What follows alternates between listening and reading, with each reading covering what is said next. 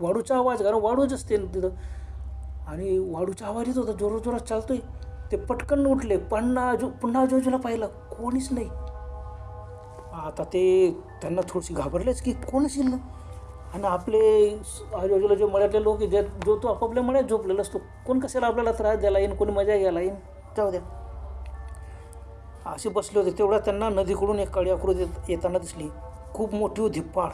ते एकदम घाबरले, बापरे एवढा मोठा माणूस. औषध पहिल्यांदाच ते घाबरले होते. दूर अंतरावर ती काळी आकृती थांबली व म्हणाली, खंडोबाप्पा, मी तुमच्या मळ्यात टरबूज डांगर खायला आलो आहे, मला 2-3 टरबूज डांगर तोडून दे. आता